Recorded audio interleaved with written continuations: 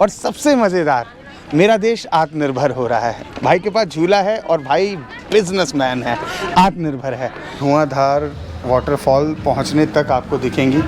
ये कौन सा पत्थर है?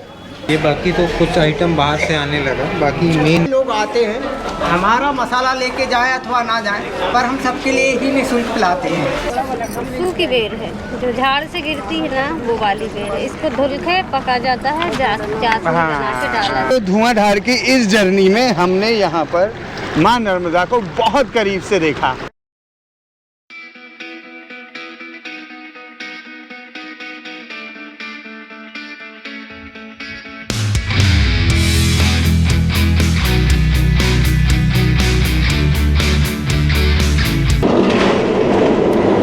तो रोपवे घूमने के बाद कुछ ऐसी जानकारियाँ जो मैं आपसे साझा करना चाहता हूँ। पहली जानकारी, इस रोपवे को चले हुए लगभग 15 साल हो गए हैं, क्योंकि ये जो रोपवे है 15 साल से ज़्यादा हो गए, 2006 में चली थी और आज क्योंकि लगभग 2021 के हम अंत की तरफ हैं, तो बड़ा अच्छा अनुभव रहा। और अंकल, आप इसी विभाग में ही हैं, इसी रोपवे वाले में? तो कुछ बताएं यहाँ के बारे में। करीब 16 साल हो गए। 16 साल हो गए, तो लगभग एक दिन में 2007 में चालू हुआ। हाँ, अभी तक चल रहा है। अच्छा, तो लगभग मतलब अगर मैं आपसे पूछूं, एक दिन में कितनी सवारी? उसका कोई निश्चित नहीं रहता है। एक ऑन एन एवरेज? कभी 300, कभी 500, कभी 400, ऐसा एवरेज है। अच्छा, तो ये मतलब पहले 80 रुपीज़ था, ये जीएसटी आने के बाद टैक्स इंक्लूड किया कि पहले से ही 95 रुपीज़ है? इसमें जीएसटी इंक्लूडेड। तो जब ये स्टार्ट हुआ था तब इसका प्राइस क्या था? समय का तो 35, कोविड के टाइम पे लगभग 2 साल। वो तो बीच में बंद था, थोड़ा चालू हुआ, बंद था। तो उस टाइम पे इसका मेंटेनेंस कैसे था? क्योंकि मशीन अगर रुक जाए तो बीच में चला के नहीं देखा जाता? बीच में चला के, यहाँ आदमी था, बीच में चला के देखता था, सिर्फ अच्छा। किसी को बैठने नहीं देता। तो आप जबलपुर से ही हैं? नहीं, हम झारखंड से हैं। झारखंड से। तो ठीक है अंकल, मैं उम्मीद करता हूँ कि कोविड जैसी विपदा आपदा कभी ना आए ना। और ये रोपवे और बढ़ता रहे। बिल्कुल ना आए। तो ये रोपवे ऐसे ही चलता रहे और बिल्कुल रुके ना। बहुत बहुत धन्यवाद साथियों। मैं नितिन मिश्रा, ऐसा देश है मेरा, के हमारे इस चैनल पर आज आपको लेकर आया हूँ धुआंधार, और हम अब एंटर करने वाले हैं धुआंधार के रास्ते पर, जहाँ पर हम लोकल मार्केट देखेंगे और इस लोकल मार्केट में क्या खास है उसे एक्सप्लोर करेंगे। तो चलिए सैर करते हैं धुआंधार की। इस तरीके की दुकान आपको लगभग धुआंधार वाटरफॉल पहुंचने तक आपको दिखेंगी। ये कौन सा पत्थर है? है जी? पक्का पत्थर, हार्ड मार्बल। ये पक्का पत्थर है, हार्ड मार्बल। और यहीं का ही पत्थर है नहीं? तो यहाँ का भी है, जयपुर का भी। यहाँ का भी है, जयपुर का भी। और जो कटनी पत्थर होता है वो क्या होता है? कटनी पत्थर, लाल पत्थर होता है, हनुमान बनते हैं।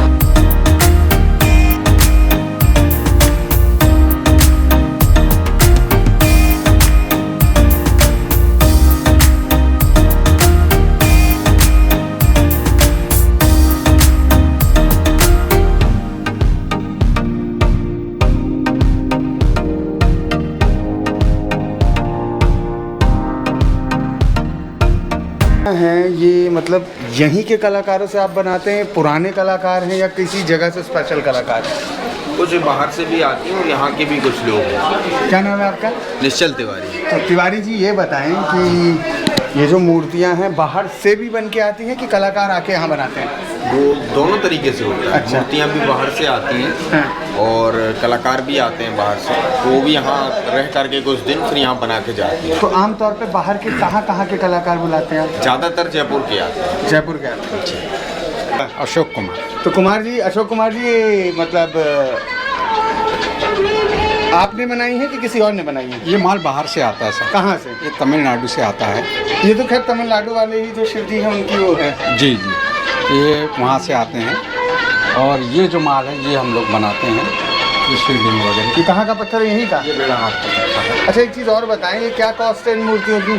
इन मूर्ति की कास्ट सर 250 रुपये है। अच्छा, ये 250 रुपये है, ये 300 रुपये है, ये 450 रुपये। भी एंटर किया और मैं लास्ट टाइम जब आया था तो इस तरीके की चीज़ें बहुत सारी मिलती थी, पर अभी मुझे यहाँ पर एंटर करने के बाद क्या पता मैं ना देख पाया हूँ। ये दूसरी तीसरी दुकान है जो आपकी ऐसी दिख रही है? ऐसी बहुत सी दुकानें हैं। ऐसी हैं? मेन काम ये यहाँ पे यही है। हाँ, ये बाकी तो कुछ आइटम बाहर से आने लगा, बाकी मेन यही है। ये सिर्फ आपको यही मिलेगा। हाँ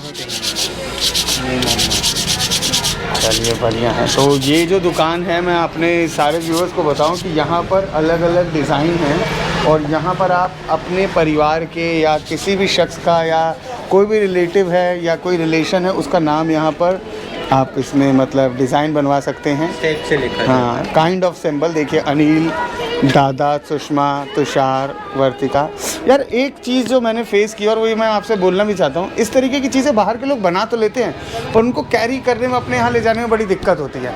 और आमतौर पे जो लोग ट्रेन या किसी भी जाते हैं तो घर तक तो क्रैक ही हो जाती है। नहीं, आप पहले जैसा नहीं रहा, पैक कर देते हैं बढ़िया कॉटन आराम से। और मतलब कहने का मतलब कि इसकी क्वालिटी थोड़ी और अच्छी होनी चाहिए कि अब ये मार्बल ही सॉफ्ट होता है। तो तरस्टा कंपनी की तरफ से फ्री चलती है तो हम सबके लिए पिलाते हैं, पर कोई अथवा लेके जाए अथवा ना लेके जाए इससे हमें कोई फर्क नहीं पड़ता है। पर हम सबके लिए फ्री पिलाते हैं। तो त्रिष्टा कहाँ की कंपनी है? जबलपुर की? भोपाल की है। तो राजधानी मध्य प्रदेश की है भोपाल और भोपाल की कंपनी है। अब ये देखिए मतलब कितनी अच्छी बात है, कंपनी चाय तो बेच ही रही है पर साथ के साथ जितने भी लोग यहाँ से गुजरते हैं वो एक बार सैंपल के तौर पे लें, आनंद उठाएं इस तरीके का। और होता भी यही है, कोई भी सरकार जब कोई चीज़ लाती है, मैं अभी चाय की बात नहीं कर रहा, तो पहले लोगों में पैड बनाने के लिए उसका प्रमोशन होता है। पर प्रमोशन करने का ये तरीका थोड़ा अच्छा है। आमतौर पे हम लोग इस तरीके के प्रमोशन ट्रेड फेयर पे देखते हैं, पर यहाँ पर एक ऐसे स्पॉट पर इस तरीके की चीज़ बहुत बढ़िया है और आप लोग बहुत अच्छा काम कर रहे हैं। चाय आपकी अच्छी है, थोड़ा सा मसाला तेज़ है लेकिन नहीं सर, वो क्या ऐसे सीज़न में चाहिए भी। इसमें फ़र्क क्यों है? जेब जिस सूखी बेर है जो झाड़ से गिरती है ना, वो वाली बेर है। इसको धुल के पका जाता है, चाशनी बना के डाला जाता है। तो हम सबको इस चैनल के माध्यम से और अपने माध्यम से भी जितने हमारे साथी लोग हैं, इस लोकल कलाकृति को बचाए रखना है। जब भी आएँ यहाँ पर ख़रीदारी करें और ख़रीदारी करते के साथ ही मोल भाव बिल्कुल ना करें, क्योंकि आमतौर पे हम सब ने देखा होगा कि हम लोग high profile McD, burger, pizza ये सब खाते हैं और वहाँ पर हम कोई बार्गेनिंग नहीं करते। ये झूला अगर मैं बात करूँ बहुत साल पहले की बात नहीं, लगभग 10 से 15 साल पहले जो मेले लगते थे, जैसे दशहरे के मेले या लोकल जो मार्केट लगते थे, उनमें झूले चलते थे। बड़ा अच्छा लगा ये देख के कि कोविड के बाद जब जीवन सामान्य हो रहा है तो इस तरीके के झूले की वापसी हो रही है। तो भैया एक बात बताएं, मेरे 2-4 प्रश्न हैं। 20 रुपये एक जन। जबलपुर से हैं आप? हाँ जी। क्या नाम है आपका? नितेश पटेल। हाँ, तो पटेल साहब एक बात बताएं, ये जो झूले हैं आप जैसे सबसे पहले इसे अभी आपने सेटअप किया, रात को जाते हुए इसे कवर करोगे कि नहीं बंद कर देते? बंद कर दे। तो रहते यहीं अगल बगल हैं? नहीं, हम जबलपुर गोरखपुर में रहते हैं। अच्छा, तो ये ऐसे ही छोड़ देते हो फिर? हाँ, छोड़ के चले जाते, बांध के चले जाते। कौन देखता है फिर? कोई नहीं, कोई दिक्कत नहीं यहाँ पे। तो कितने साल से कर रहे हैं? 20 साल हो गए यहाँ पे। क्या बात। और मतलब कितने रुपए प्राइस है? 20 रुपये। 20 रुपए कितने चक्कर? 15-20 राउंड है।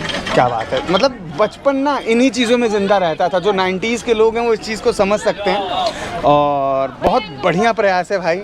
और तो लगभग अगर बुरा ना माने तो एक बात बताए, तो एक दिन में लगभग कितनी सवारियों को झुला देते हैं? अब सवारी तो नहीं है, बल्कि रेंज बता दे रहे हैं, 200-500 रुपये मिल जाते हैं। चलिए, ये बहुत अच्छा है। और देखिए मतलब मैं इस भाई से एक ही चीज़ मतलब मुझे जो अच्छी लगी कि देश बदल रहा है, मेड इन भारत हो रहा है और सबसे मज़ेदार, मेरा देश आत्मनिर्भर हो रहा है। भाई के पास झूला है और भाई बिजनेसमैन है, आत्मनिर्भर है। धुआंधार वाटरफॉल की मेन साइड पर, और यहाँ पर आप देख सकते हैं वाटरफॉल बहुत स्पीड से आ रहा है। मैं लास्ट टाइम जब आया था तो इससे ज़्यादा स्पीड थी और फ्लो भी उससे ज़्यादा था, क्योंकि अगर हम उधर से चलते हुए अपना वीडियो दिखाएं तो जो ग्रिल एरिया था वहाँ पर पानी फ्लो करता था, पर यहाँ पर अब पहले से ऐसा नहीं, वाटरफॉल बहुत ज़्यादा है और उस हिसाब से कम है, लेकिन बहुत ही मनोरम है। जबलपुर की बात करूं तो जबलपुर की पहचान यही वाटरफॉल है। अभी हम कोशिश करेंगे कि और कितने चेंजेस हुए हैं टूरिज्म के लिहाज से, पर यहाँ पर अभी तक के लिए ये इतना ही है। अभी हम पीछे जाके आपको दिखाएंगे कि लेवल क्या है, किस हिसाब से फोर्स ऑफ द वाटर है। बाकी आप इंजॉय करिए और कोशिश करिए कि इस वीडियो को देख के आप आकृष्ट हों और आएँ यहाँ के वाटरफॉल का आनंद लेने के लिए। और एक जो सबसे और स्पेशल चीज़, जहाँ हम उधर गए थे रोपवे पर, तो वहाँ पर एक स्टीम टाइप की चीज़ हमारे मुंह पे पड़ रही थी। यहाँ पर भी सेम वैसा ही है। अभी हम कोशिश करेंगे और करीब जाने की और करीब जाके इस चीज़ को फील करने की। आमतौर पर अगर बोलें जितने भी कैपिटल्स हैं या जितने भी मेन सिटीज़ हैं वहाँ पर इस तरीके का माहौल और इस तरीके की हवा महसूस नहीं होती।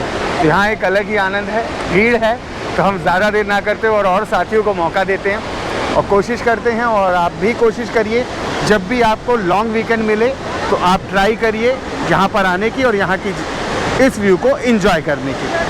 बहुत बहुत धन्यवाद साथियों। धुआंधार की इस जर्नी में हमने यहाँ पर माँ नर्मदा को बहुत करीब से देखा। आप अगर देखें ये पानी, इतना साफ पानी हम दिल्ली वालों को कम नसीब होता है, और कम क्या कहूँ, शायद ही नसीब होता हो। और शुद्धता इतनी कि आप सोच नहीं सकते। अगर आप मेरे बाएं तरफ देखें, पानी कितनी स्पीड से आ रहा है, कितनी स्पीड से आ रहा है। थोड़ा सा ऊपर दिखाना दे। और इस तरफ आप देखिए मेरे दाहिने तरफ, अभी आप पहले मेरी बाएं तरफ देखें कि कितनी स्पीड से साफ़ पानी आ रहा है। अगर आप मेरी दाहिने तरफ देखेंगे तो पानी की ये स्टीम उड़ रही है, ये धुआं उड़ रहा है, और इसी धुएं की जो धार है, जिस धार की वजह से तेज़ी से ये धुआं आता है, इसलिए इस जगह को धुआंधार बोलते हैं। तो मैं उम्मीद करता हूँ कि आपको ये चीज़ बहुत पसंद आई होगी, और अपनी इसी चीज़ के साथ और इसी डिश के साथ मैं आपसे धुआंधार की इस सीरीज़ से या इस एपिसोड से विदा लेता हूँ, और उम्मीद करता हूँ कि आज जैसे हमने यहाँ पर आनंद लिया वैसे आप भी इस जर्नी का आनंद लिए होंगे और अपने आप को तैयार कर रहे होंगे जल्द से जल्द इस लोकेशन पे आने के लिए। आइए, घूमिए, लोकल फ्लेवर का आनंद उठाइए और अपने आप को और अपने पूरे परिवार को देश घुमाइए, भारत घुमाइए। बहुत बहुत धन्यवाद।